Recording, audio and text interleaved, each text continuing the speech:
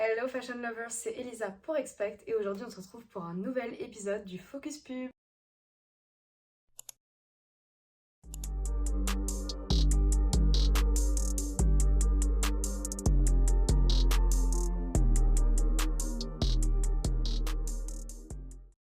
On va parler d'une campagne qui a choqué internet en ce début d'année 2024 et c'est la campagne Proenza Schuler avec Pamela Anderson. Habillée par Tessa Brown pour la campagne printemps 2024 de la marque, Pamela Anderson est l'égérie et elle apparaît sans une once de maquillage. Ce qui est intéressant sur cette image, c'est que Pamela Anderson est habillée de façon très sobre. Elle est quasiment dans des looks total noirs, ce qui contraste un petit peu avec l'image de bimbo qu'on lui connaît et l'iconique maillot de bain rouge. On part de quelque chose qui est très vif, qui attire l'œil sur quelque chose de vraiment sobre. On peut imaginer qu'il y a une petite référence dans l'image d'ailleurs à ce maillot de bain rouge puisqu'il y a un sac plastique qui apparaît avec de la couleur.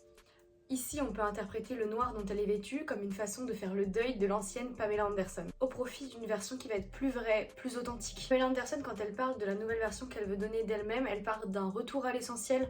Ici, il n'y a plus d'artifice, on est vraiment sur elle qui se présente face à nous simplement. Ici, elle est complètement mise à nu face au public, un public qui est déjà un petit peu jugeur puisqu'il connaît une image d'elle qui est très bimbo, très un petit peu fille superficielle. Elle se présente en fait dans une simplicité qui fait écho et qui fédère toutes les femmes de la cinquantaine puisqu'elles peuvent se retrouver dans ce que raconte Pamela Anderson. C'est une volonté qui s'inscrit parfaitement dans la tendance du moment qui est le quiet luxury, donc encore une fois ce retour à l'essentiel dont elle-même parle.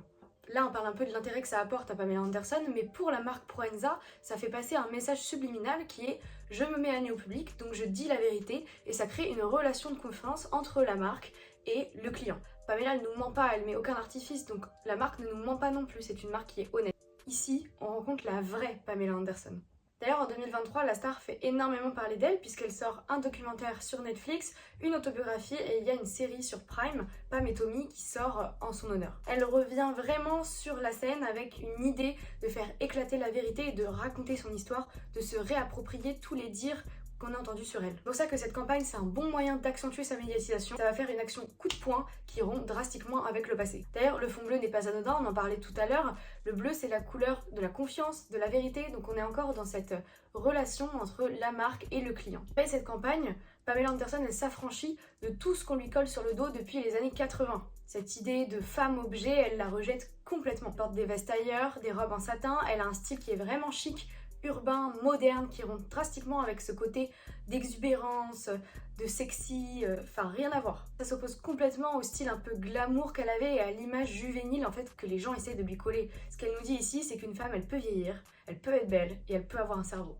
Pour Proenza, c'est hyper intéressant parce que c'est une marque qui est en pleine expansion, qui a de plus en plus de boutiques, qui commence à se faire connaître du grand public. Et avoir une égérie comme Pamela Anderson, c'est un véritable coup de com' et ça crée une véritable attractivité envers la marque. Donc en fait, dans cette campagne-là, les deux sont gagnants puisque les deux arrivent à avoir une médiatisation dont ils ont réellement besoin. Si vous souhaitez en découvrir un petit peu plus sur la vie de Pamela Anderson, je peux vous conseiller son documentaire sur Netflix qui s'appelle Pamela Anderson A Love Story. Et si le thème un peu de tout ce qui va être vieillissement, comment la société voit les femmes de 50 ans, je peux vous conseiller le film The Substance qui est sorti cette année et je pense vraiment qu'il va avoir beaucoup de prix aux Oscars et que c'est l'un des meilleurs films de cette année. Je vous encourage vraiment à aller le voir, c'est avec Demi Moore et Margaret Qualley. C'est un petit peu gore, mais franchement, c'est carrément dans le thème de notre campagne et le film vaut le coup. En tout cas, nous on se retrouve dans 2 semaines sur Expect. Prenez soin de vous, à bientôt.